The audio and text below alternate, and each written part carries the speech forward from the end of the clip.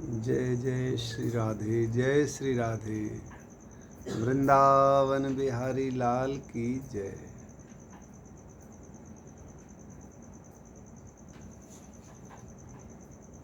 श्रावण और श्रावण में भी पुरुषोत्तम मास अपने आप में बहुत ही अति शुभ है।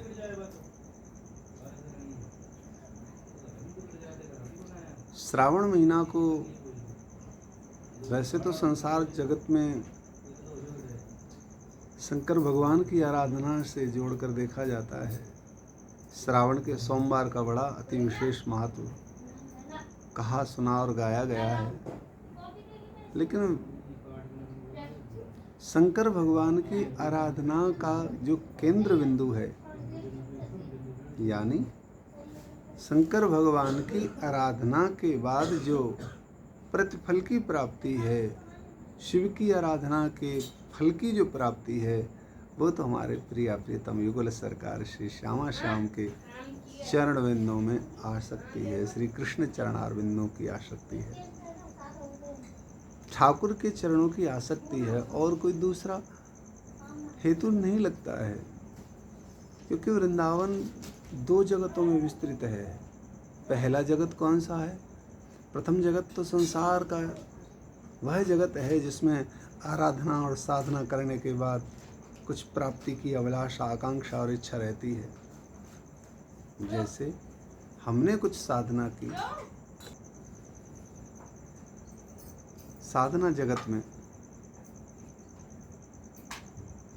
हम जितने भी वैष्णव जन, जितने भी साधक साधना करते हैं, उन साधनाओं का कुछ ना कुछ प्रतिफल चाहते हैं। हे ठाकुर, हमारी साधना से प्रसन्न होकर के हमको संतान सुख चाहिए। हे ठाकुर, हमारी साधना से प्रसन्न हो जाएं, हमको ऐश्वर्य सुख चाहिए, हमको मान सुख चाहिए, हमको सम्मान सुख चाहिए, हमको धन सुख चाहिए, तन सुख चाहिए, मन सुख चाहिए। भौतिक जगत में, सांसारिक जगत में साधना और आराधना का जो प्रतिफल हम चाहते हैं, वह यही चाहते हैं, सुखी और सुखद परिवार रहे, मकान दुकान घर सुव्यवस्थित रहें, काम काज जो हमारा है, कार्य जितना भी है, वो सब सुव्यवस्थित रहे, हम करते रहें। बस हम यही सब चाहते हैं। एक देखा जाए तो भौतिक जगत में इनको चाहना कोई गलत नहीं है। यदि आराधना के बाद, साधना के बाद हम यह चाहते हैं कि हमारी बात बने, हमारा घर ठीक से चले, हमारा परिवार ठीक से चले, हमें खूब खूब सुख मिले, ये कोई गलत नहीं है। संसार में जितने भी कहते हैं 84 लाख योनियां हैं, जितनी योनियां हैं, उन योनियों में प्रत्येक जन्मा जीव अपने लिए सुख की कामना जरूर करता है। कीड़ा भी चाहता है कि मुझे सुख मिले, पक्षी भी चाहता है मुझे सुख मिले, पतंग भी चाहता है मुझे सुख मिले, पक्षी पशु भी चाहता है मुझे सुख मिले। तो मनुष्य अपने लिए सुख मांगे तो इसमें कौन सी बुरी बात? ये अच्छी बात है। क्योंकि सांसारिक व्यक्ति अगर संपन्न रहेगा, सुखी रहेगा, तो हो सकता है एक दिन उसके साधना करने के विकल्प खुल जाएं और उसकी मनस्थिति इस भौतिक जगत से ऊब करके, भौतिक जगत की संपन्नता को देख करके एक नया अनुभव भजन करने की प्रेरणा उसको प्राप्त हो जाए। तो इस महत्व से, इस उद्देश्य से तो श्रावण का महीना साधकों के लिए संसार की समस्त कामनाओं को पूर्ण करने के लिए है। लेकिन समस्त कामनाएं पूर्ण साधना से क्यों की जाए? क्योंकि कामनाओं की पूर्ति तो कर्म के द्वारा की जाए तो ज़्यादा बस अच्छी बात है। दो बातें हैं, साधना के द्वारा अपने कार्य की या फिर भौतिक इच्छाओं की पूर्ति, और या फिर कर्म के द्वारा। दोनों ही मार्ग बहुत श्रेष्ठ हैं। भगवत गीता में ठाकुर जी कर्म को भी श्रेष्ठ बता रहे हैं और भक्ति को भी श्रेष्ठ बता रहे हैं। कर्म मार्ग भी है और भक्ति मार्ग भी है।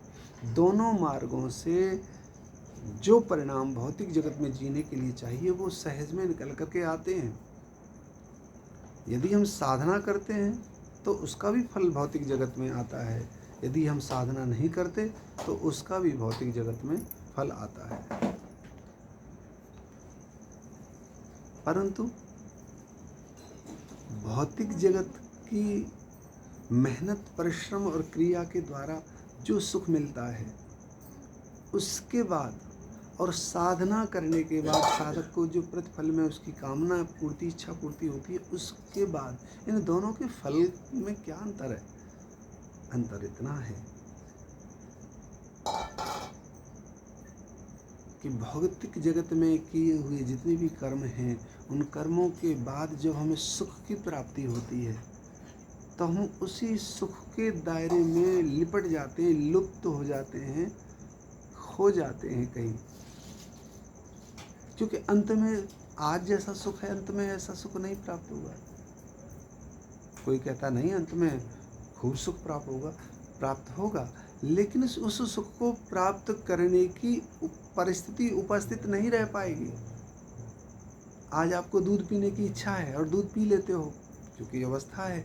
घी खाने की इच्छा है, घी पा लेते हो क्योंकि अवस्था है।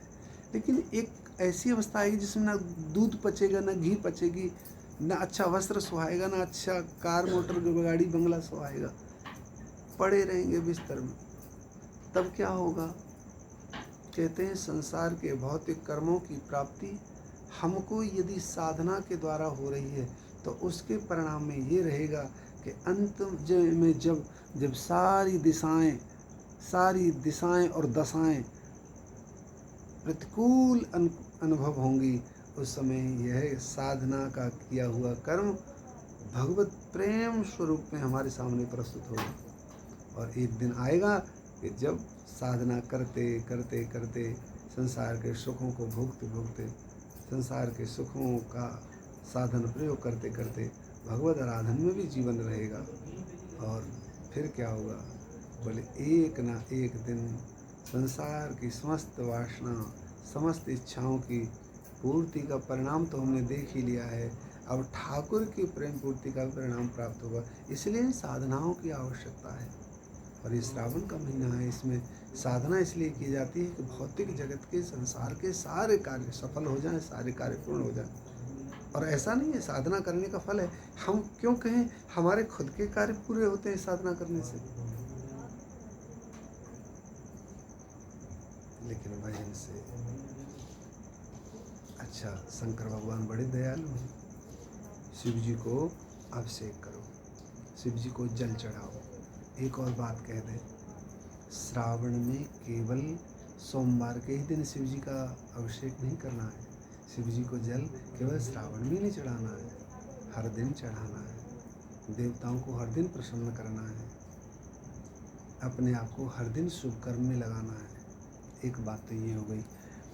अब आएगी स्थिति आध्यात्म जगत की। ये तो हो गया भौतिक जगत की साधना। अब सांसारिक जगत से हट करके आध्यात्म जगत की साधना का क्या है परिणाम? तो देखो, सब कहते हैं कि श्रावण केवल भगवत आराधन के लिए, शिव आराधना के लिए, शिव जी का महत्व है, शिव जी की कावड़ आएगी, शिव जी का जल अभिषेक। अरे हाँ भाई, लेकिन मुख्य रूप से एक तो संसार जगत के लिए रहा। अब हमारे निज निवृत्त निकुंज श्री ठाकुर जी का प्रिय प्रथम का युगल विलास स्थल श्रीधाम वृंदावन का, और वृंदावन की साधना में यह श्रावण प्रिया प्रियतम के लिए बहुत ही सुहावना लीला उत्सव का महीना है। सखियां 8 सखियां हैं श्री जी की, प्रिया प्रियतम, युगल सरकार, राधा कृष्ण, इनकी 8 सहचरियां हैं। कौन कौन सी? श्री रंगदेवी, सुदेवी, श्री ललिता, विशाखा, चंपकलता, चित्रा, तुंग विद्या, इंदुलेखा। ये 8 सखियां हैं जिनको 8 सहचरियां कहते हैं। अब होता क्या है, 8 सखियों के श्री जी और लालजू 8 सखियों की अपनी अपनी कुंज में झूला के उत्सव के लिए जाते हैं। अपने अपने कुंज में जाते हैं। और कैसे बताएं, एक एक सखी के यहाँ पर ऐसा ऐसा उत्सव होता है जिसमें करोड़ों करोड़ों सखियाँ इकट्ठी हो जाती हैं और प्रिया प्रीतम का वो अद्भुत हिडोलना, वो अद्भुत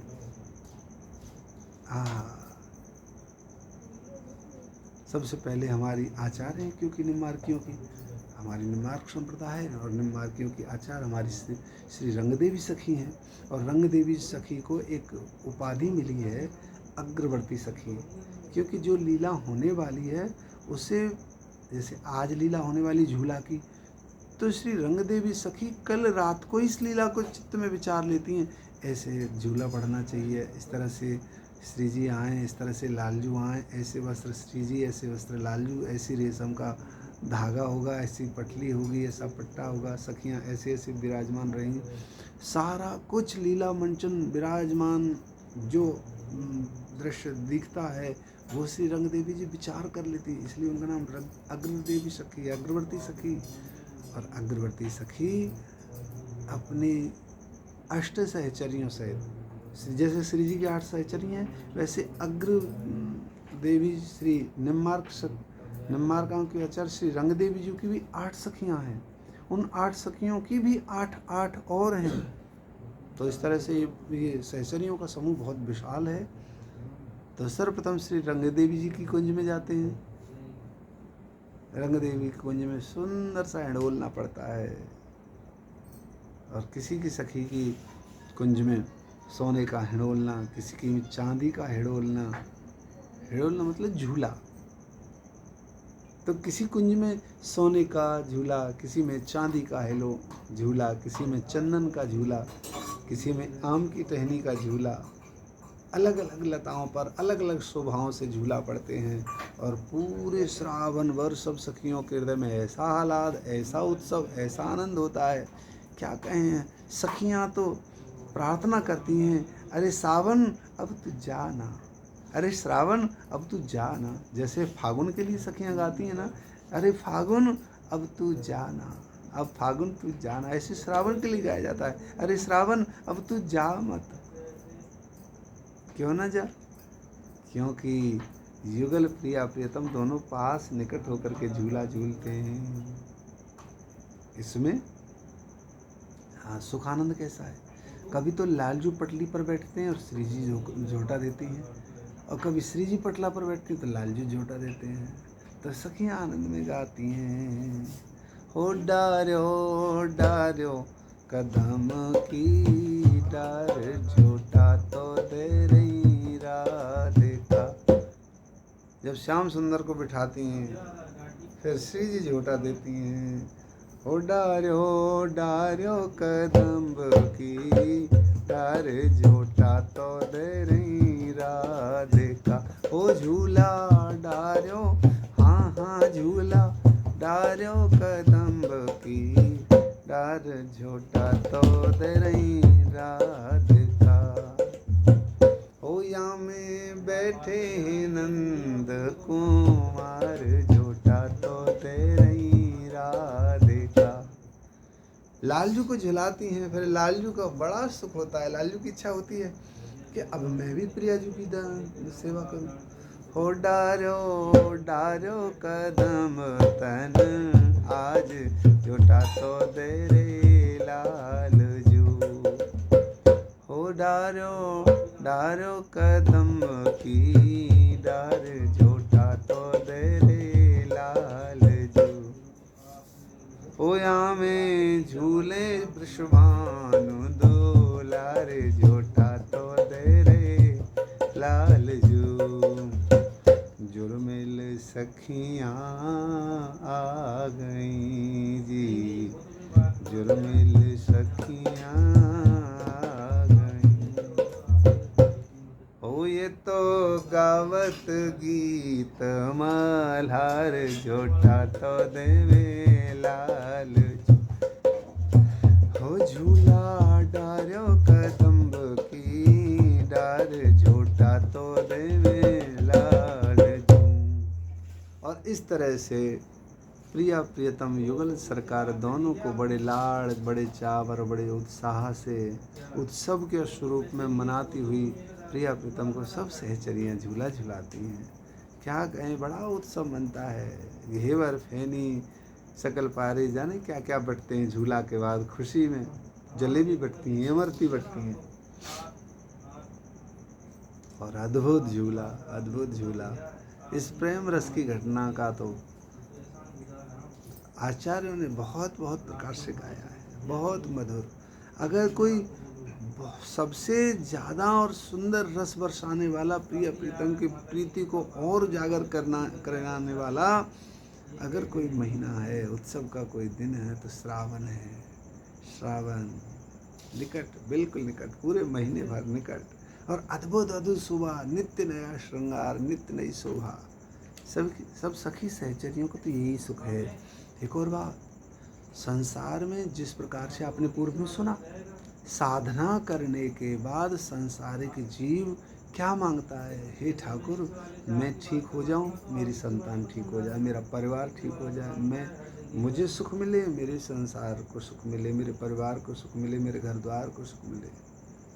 लेकिन सखियां क्या कहती हैं? सखियां कहती हैं, ऐसे ही देखते रहो, जन्म सफल कर मानो, प्यारे जू की भांति भांति के प्राण प्यारे, जुगल की सो रही जानो, छिन्न टरों पल हों न इतुत रहूं एक ही तानो, श्री हरिदास की स्वामी श्यामा कुंज बिहारी समन रानो।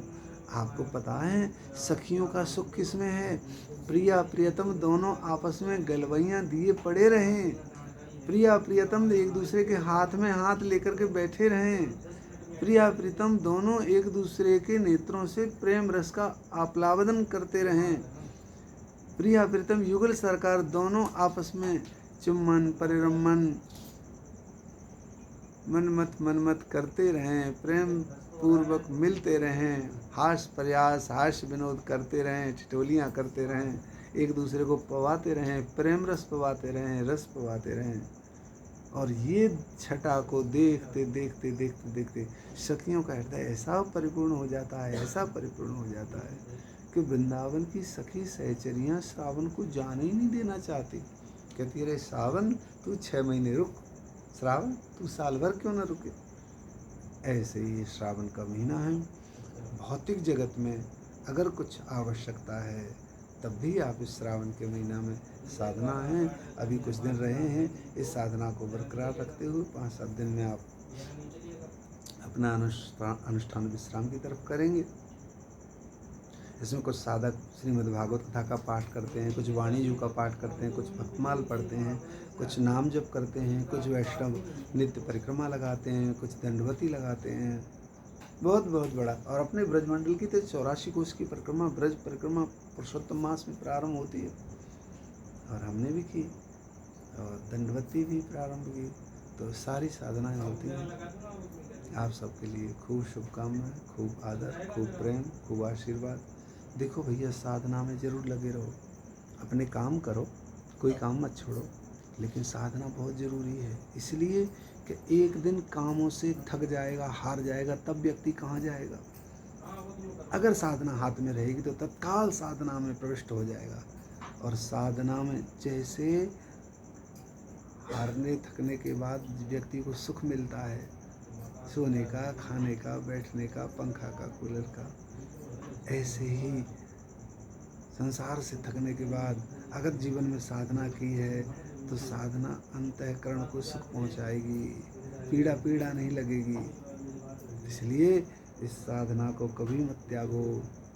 कुछ साधक नाम जप करते हैं, कुछ साधक परिक्रमा करते हैं, कुछ साधक संकीर्तन करते हैं, कईयों का मनोदशा और मनोसंकल्प होता है तो रामचरितमानस जी का पाठ करते हैं, कईयों का केवल भंडारा खिला करके संत सेवा करते हैं, कईयों की जगत सेवा रहती है। इसलिए इस महीने में सत्कर्मों से जुड़े रहने का एक बहुत बड़ा सुलभ अवसर आता है। आप सब साधना में रहें, याद रहे, या तो नाम जप करें, या वाणी पाठ करें, या ग्रंथों का पठन पाठन करें, या फिर गुरु मंत्र का जाप करें, या फिर रामचरितमानस का पाठ करें। गुरु आज्ञा में रह कर के यदि हम अनुष्ठान करते हैं तो वह अनुष्ठान पूर्ण रूपेण और शीघ्र सफल हो जाता है। तो अपने अपने गुरु की आज्ञा लेकर के साधना करें, नाम जप करें, युगल नाम जप करें, खूब ज़्यादा से ज़्यादा वाणियों को पढ़ें और एकांत में चिंतन करें। इधर उधर बैठने की, इधर उधर भागने की, दुनियादारी से लड़ने झगड़ने की कोई आवश्यकता नहीं। केवल केवल नाम जप करें, वाणियों का साधन लें, प्रभु कल्याण करेंगे आप सबको। हम सब साधक हैं, हमको अपनी साधना से कभी मुख नहीं मोड़ना है और मृत्यु पर्यंत साधना करनी ही चाहिए।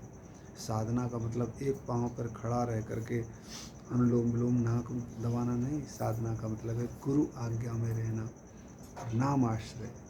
संसार का कोई भी काम कर लेना नाम जप से, नाम आश्रय से छोटा ही है। सब लोग कहते हैं ना, गुरुदेव भगवान मेरे सर पर हाथ रखो मेरा कल्याण हो जाएगा, गुरुदेव भगवान मेरे बेटे के सर पे हाथ रख दो इसका काम बन जाएगा, मेरी बेटी के सर पे हाथ रख दो काम बन जाएगा। अरे भैया, किसी के हाथ रखने से या पाँव रखने से काम नहीं बनता। पंडित जी कहें ये नग पहन लो काम बन जाएगा, पंडित जी कहें ये ग्रह की पूजा कर लो काम बन जाएगा। अरे भाई, नग और ग्रहों का स्थान होता है समझते हैं, लेकिन जो राधा नाम गाते हैं, जो कृष्ण नाम गाते हैं, जो गुरुदेव आज्ञा और आश्रम में रहते हैं, उनके तो मंगल की कहना ही क्या। इसलिए हमको भी उसी कतार में आना है। इसलिए नाम जप, नाम जप, नाम जप। राधे राधे। ठीक है, तो सभी साधक इस बात का जरूर ध्यान रखें कि ये महीना साधना के लिए है और संभवतः आप सबों ने खूब अच्छी साधना की होगी, विश्राम की तरफ है। ठीक है, आप सबका मंगल हो। जय जय श्री राधे। खूब नाम जप करो। लेकिन एक बात है, नाम जप किया है या प्रेम पूर्वक किया है, ये जरूर ध्यान रखना। आपने रामायण पढ़ी है या प्रेम से रामायण पढ़ी है, आपने भागवत पढ़ी है या प्रेम से भागवत पढ़ी है, आपने संकीर्तन किया है या प्रेम से किया है, तो आपने नाम जप किया है या प्रेम से किया है। कैसे? जैसे आप कीर्तन कर रहे हो तो मन मन मुस्कुराते रहो, आप रामायण पढ़ रहे हो तो मन मन मुस्कुराते रहो, नाम जप कर रहे हो तो चेहरा पे कभी कभी मुस्कुराहट आ जानी चाहिए। तो इसे कहते हैं प्रेम पूर्वक।